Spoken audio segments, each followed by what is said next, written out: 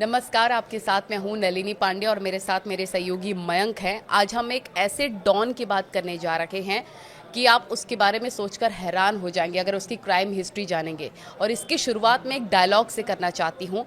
Don film का एक dialogue आपने सुना होगा कि डॉन का इंतज़ार तो 11 मुल्कों की पुलिस कर रही है, लेकिन जिस डॉन की बात आज हम करने जा रहे हैं उसका इंतज़ार 13 राज्यों की पुलिस कर रही थी और आखिरकार वो भारत लाया जा चुका है। हम बात कर रहे हैं लॉरेंस बिश्नोई के भाई अनमोल बिश्नोई की, जो इंडिया आ चुका है। उस पर आगे क्या कानूनी कार्रवाई होगी इस पर तो हम बातचीत करेंगे ही, लेकिन अनमोल बिश्नोई जो बॉक्सर था और बहुत टैलेंटेड था कॉलेज में, स्कूल में, वो कैसे क्रिमिनल बन गया?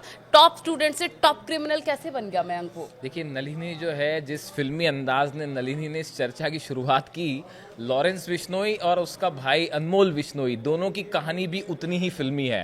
और जो इन्होंने कहा वो बिल्कुल ठीक था कि डॉन का इंतजार 11 मुल्कों की पुलिस कर रही थी और 13 राज्यों की पुलिस, दिल्ली, पंजाब, हरियाणा, राजस्थान, महाराष्ट्र, चंडीगढ़, पश्चिम बंगाल, बिहार, उत्तर प्रदेश, उत्तराखंड, हिमाचल प्रदेश, मध्य प्रदेश, गुजरात, 13 राज्यों की पुलिस को इंतजार था अनमोल बिश्नोई का, जो अब भारत लाया जा चुका है। और इतना ही नहीं, कनाडा, अमेरिका, पुर्तगाल, दुबई, अजरबैजान, फिलीपींस, ब्रिटेन, इन सब जगह भी जो है वो वांटेड है अनमोल बिश्नोई।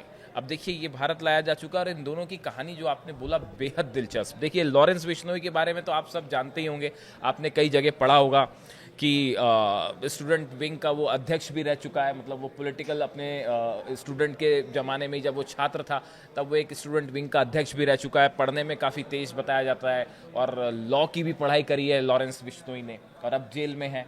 और टेशन तो क्या कहने, अभी भी जो है टेशन पूरा बरकरार है उसका। अब देखिए, ऐसा ही जो हाल है वो उसके भाई अनमोल का भी है। अनमोल को भारत लाया जा चुका है। आप अगर बड़े केसेस में देखिए, पहले अनमोल के बारे में कुछ चीज़ें हैं जो शायद आप ना जानते हो। अनमोल बिश्नोई अपने स्टूडेंट लाइफ में बेहतरीन बॉक्सर था। ऐसा बताया जाता है कि वो कभी कई बॉक्सिंग उसने चैंपियनशिप जो स्कूल के कॉलेज लेवल पे होती है उसमें जो है अच्छा खासा उसने उसका परफॉर्मेंस था और पढ़ाई में बेहद तेज था।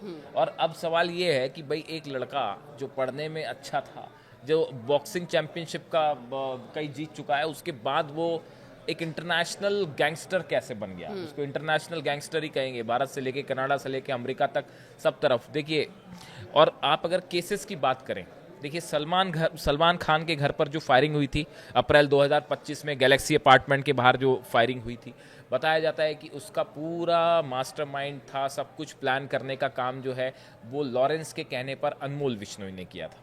यानी सलमान खान को लेकर तो लॉरेंस के साथ जो विवाद है वो आप जानते ही हैं कि चिंकारा वाले मामले में किस तरह से लॉरेंस बिश्नोई ने जो है वो धमकी दी थी। और चिंकारा जो होता है वो बिश्नोई समाज के लिए पूजा करते हैं वो उसकी, और बेहद सम्मानजनक स्थान होता है।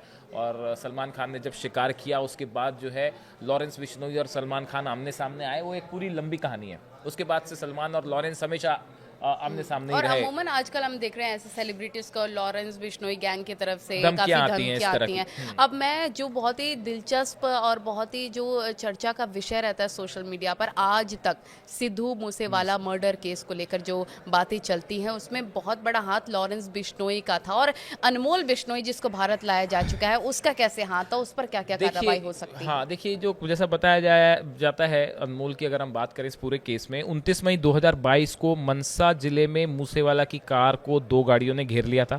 हमलावरों ने अत्याधुनिक हथियारों से 30 राउंड फायरिंग करी। बताया जाता है कि 47 का इस्तेमाल हुआ था, जिसमें मूसेवाला की मौके पर मौत हो गई थी। सिद्धू मूसेवाला हत्याकांड में भी जो चार्जशीट के मुताबिक मेन मास्टरमाइंड और आरोपी है वो अनमोल बिश्नोई है।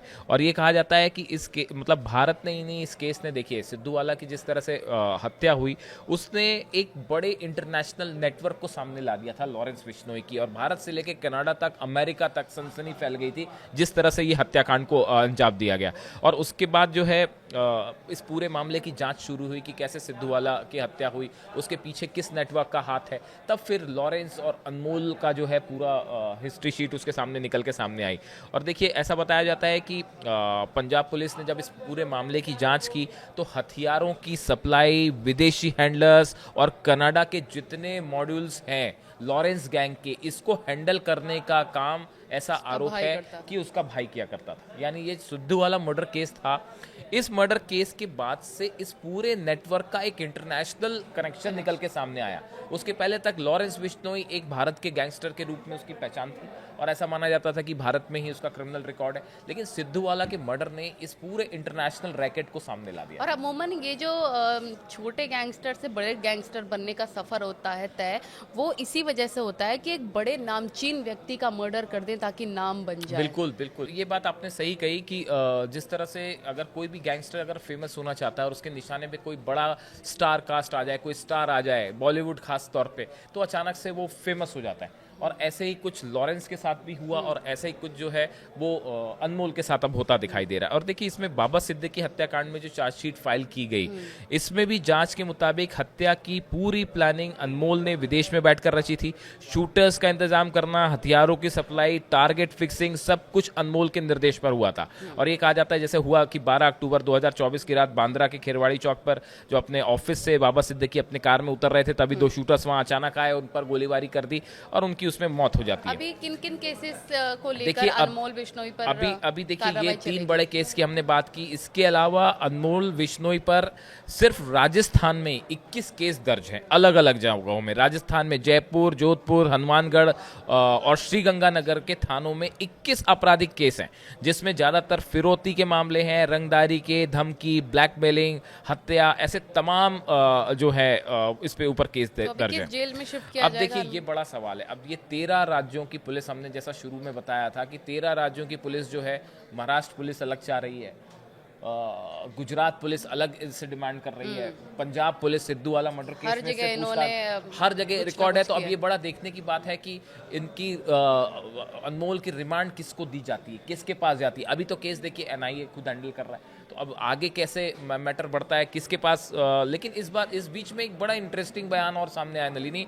इनके भाई हैं, कजन भाई हैं रमेश बिश्नोई, लॉरेंस और अनमोल के कजन ब्रदर हैं रमेश बिश्नोई। ये पूरा इनका गैंग देखिए ही है रमेश क्या? बिश्नोई नहीं, रमेश बिश्नोई का इस पूरे नेटवर्क से कोई लेना देना नहीं है। वो बिश्नोई समाज के एक सदस्य हैं और उनका इनसे दोनों से लेना देना नहीं है। उन्होंने बड़ा दावा किया है, उनका कहना यह है कि अनमोल बिश्नोई एक सीधा साधा लड़का था, हमारे परिवार का सदस्य था और उसने कभी किसी क्राइम को अंजाम नहीं दिया। और इस पूरे मैटर में उसका नाम सिर्फ इसलिए आ रहा है क्योंकि उसका भाई जो है वो लॉरेंस बिश्नोई है। देखिए इन्होंने कहा, इन्होंने एक डिमांड भी किया है। तो इसके खिलाफ, अनमोल के खिलाफ क्या सबूत नहीं है कोई? अब देखिए रमेश बिश्नोई जो कह रहे हैं, आज जो मुख्य चिंता है वह यह है कि अनमोल को अगर भारत लाया जा रहा है तो उसे सुरक्षा भी दी जाए, उसकी सुरक्षा बढ़ाई जाए, क्योंकि न्यूज में देखा गया है कि उसके दुश्मन गैंगस्टर्स के 2-3 गुट बन गए हैं। इसलिए हमारी चिंता है कि अनमोल को कभी भी बड़ा नुकसान हो सकता है। ये उनके परिवार की तरफ से चिंता जाहिर की गई और है। ये एक बड़ी कि चोट अनमोल होगी पर लॉरेंस बिश्नोई पर। हाँ, हमला हो सकता है कभी भी, तो उसकी सुरक्षा बनाई जाए। इसके साथ ही उन्होंने कहा कि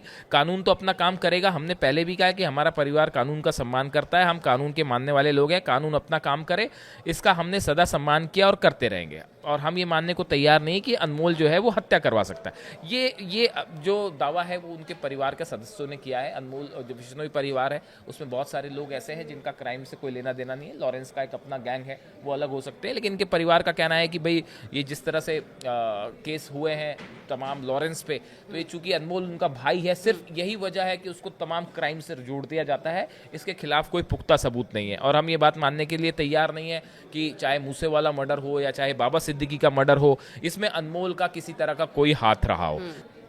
अब इसमें कई सारे बड़े सवाल हैं जो जिन पर नजर बनाए रखनी होगी कि भाई इन अनमोल से पूछताछ कौन सी पुलिस करती है, क्या एनआईए खुद कस्टडी में रख के पूछताछ करती है। हम जिक्र कर रहे थे कि कैसे टॉपर से और इनका दिमाग इतना बिल्कुल, ज्यादा तेज देखिए होता ये- है कि बड़े बड़े क्राइम अब ये को करने से भी ये अब चूकते देखिए नहीं। जिस तरह से इसके लिए कहा जाता है लॉरेंस के लिए कि लॉ का स्टूडेंट था, या अनमोल के लिए कहा जाता है कि वो पढ़ाई में बहुत तेज था, बॉक्सर था और आज जो है वो तो अपना ये तेज दिमाग criminal। तो अब गलत ये तरीके से इस्तेमाल देखिए ये यही कहा जाएगा कि भाई अगर आप गलत रास्ते पे, क्राइम के रास्ते में आप दलदल में एक बार उतरते हैं तो शायद फंसते चले जाते हैं। तो अब देखिए किस तरह से इसकी रिमांड किसके पास जाती है और ये क्या खुलासे करता है। निश्चित रूप से बड़े खुलासे होंगे इस पूरे नेटवर्क को लेकर। और अभी सबसे बड़ी बात है कि क्या लॉरेंस बिश्नोई इस पूरे मामले में क्या कहता है, इस पर भी नजर बनाए रखेंगे हम कि लॉरेंस बिश्नोई अपने भाई के भारत लाए जाने पर क्या कहता स्टैंड है। क्या हाँ, स्टैंड क्या रहता और है, क्या ये इसको लेकर हम वीडियोस जरूर हाँ, नेक्स्ट इस पे जो भी बनाएंगे। अपडेट होगा वो आप तक पहुंचाएंगे। Thank you so much.